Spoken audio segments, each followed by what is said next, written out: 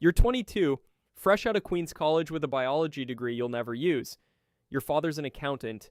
Your mother clips coupons. You grew up watching the glow of Manhattan from the other side of the river, wondering what it felt like to matter.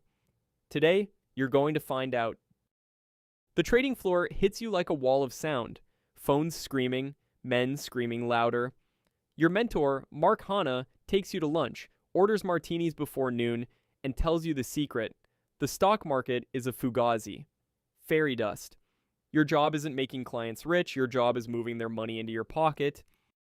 October 19th, 1987, the market drops 500 points. You watch grown men cry at their desks. L.F. Rothschild collapses. You're fired before you even started. Back to the Bronx. Back to nothing. You sell meat out of a truck on Long Island. Italian steaks. Door to door. Denise, your wife, works as a salon receptionist. You eat ramen 4 nights a week. But here's the thing. You're good at selling. You could sell anything. And meat isn't enough. A newspaper ad changes everything. Investor Center. Long Island. Penny stocks. The office is a strip mall dump with folding tables and desperate men. But you watch them work the phones, pushing garbage stocks at 50% commission, and something clicks. This is legal theft. And you're about to become the best thief in the room. You write a script. Not their script. Yours. You don't sell stock. You sell dreams. You paint pictures of yachts and early retirement, of telling your boss to go to hell. Your voice drops to a whisper when you mention the opportunity, rises to a crescendo at the close. First week, you outsell everyone combined. Why work for someone else? You find a storefront in Lake Success, Long Island. The name comes to you like prophecy, Stratton Oakmont. Sounds old money, sounds legitimate, sounds like the kind of firm that manages Rockefeller trusts, not the kind run by a 26-year-old in a strip mall. That's the point. You don't hire experienced brokers. You hire the hungry, kids from Queens with chip-on-shoulder ambition, meat salesmen, bus drivers. Anyone who knows what it's like to have nothing and would do anything to escape it. You give them your script, your system, your permission to become wolves. Here's how it works. You buy 1 million shares of garbage stock for pennies. Your brokers call dentists, plumbers, anyone with savings, and pitch it as the next Microsoft. Price skyrockets. You dump your shares. Price collapses. Your clients lose everything. You pocket millions. It's called pump and dump, and it's about to make you obscenely rich. The money comes so fast you don't know where to put it. First million by 27, 10 million the next year.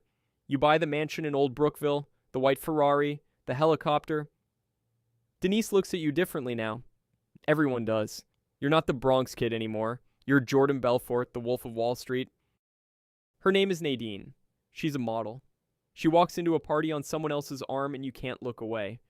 Blonde hair, legs forever, a smile that promises destruction. You're married. You don't care. Within months, Denise is gone, and Nadine is wearing a ring worth $2 million. Quaaludes. Cocaine. You need the ludes to come down, the cocaine to go back up. The adrenaline of the deal isn't enough anymore. Nothing is enough. You tell yourself you can control it. You tell yourself a lot of things. The pills fit so neatly into your Armani pockets. You name it, Nadine. 167 feet. Once belonged to Coco Chanel. You host parties where brokers throw money off the deck just to watch it flutter into the ocean. Because you can. Because what's the point of having more than you could spend in 10 lifetimes if you can't watch it burn? Watch it. Agent Patrick Denham. He's young, clean-cut, probably makes $50,000 a year. He sits on your yacht, turns down your job offer, and smiles like he knows something you don't. He's building a case. You laugh him off. What could a government salary buy that you couldn't destroy? You need to hide the money. Aunt Emma, Nadine's aunt, becomes your human safe deposit box. You strap cash to her body. She flies to Switzerland, deposits it in numbered accounts, millions flowing out of the country like blood from a wound you don't know you have. The yacht sinks. A storm in the Mediterranean, waves like buildings, the hull cracking. The Italian Navy rescues everyone. You should see it as a sign. The universe screaming at you to stop. Instead, you buy another yacht. Because drowning sounds better than being ordinary again. Former employees start cooperating. Danny Porish, your right hand, is compromised. The FBI has wiretaps, paper trails, witnesses. Your lawyer says the word prison for the first time, and suddenly the pills aren't working anymore. Fear tastes different than you imagined. Your last day at Stratton, the floor packed with your wolves. You're supposed to announce your resignation, walk away quietly. Instead, you tear up the speech. "I'm not leaving," you scream. The room explodes. One more high, one more hit. You're not ready to be nothing again.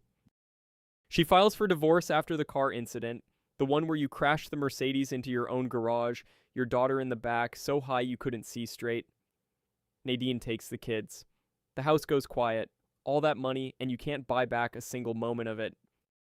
They come at dawn. 6 FBI agents, your front lawn covered in sedans, no sirens. They don't need them. You're walked out in handcuffs past the fountain, past the Ferrari, past everything you built on other people's dreams. Agent Denham watches from the driveway. He's still smiling. You sit across from federal prosecutors in a windowless room. They want names, every partner, every scheme, every lie. Your lawyer whispers about cooperation deals, reduced sentences. You think about your children, about watching them graduate through prison glass. So you start talking, friend after friend. You sell them all. Federal prison. Not the hellhole you imagined, more like a very boring summer camp with terrible food. You teach inmates about the stock market. The irony isn't lost on you. Men who robbed liquor stores for hundreds asking advice from a man who stole hundreds of millions. You walk out with a cardboard box, no yacht waiting, no helicopter, just a taxi and a halfway house address. The gate closes behind you, and you realize something strange. You're relieved. The hustle is over. The lying is over. You're broken, and somehow lighter. Here's the thing about America. It loves a comeback story even more than a success story. You write a book, publishers eat it up. Hollywood calls. Suddenly you're not Jordan Belfort, convicted felon. You're Jordan Belfort, cautionary tale, inspiration, the bad boy who learned his lesson. 10,000 people paid to hear you speak. You teach sales tactics, motivation, success secrets, same skills that destroyed lives, repackaged as self-help. Nobody asks about the victims still waiting for restitution. They just want to know how you did it, how they can do it too. Sometimes, late at night, you wonder, did you actually change? Or did you just find a legal way to do what you always did, sell people dreams they don't need? The suit fits different now. The smile comes easier. But the hunger? That never left. You still owe victims over $100 million. Every speaking fee, every book royalty, every movie check, half goes to people you robbed. You'll die still paying. Some debts you learn can never truly be settled. So what's the lesson? Crime doesn't pay? It paid pretty well, actually. The system is rigged. You rigged it yourself.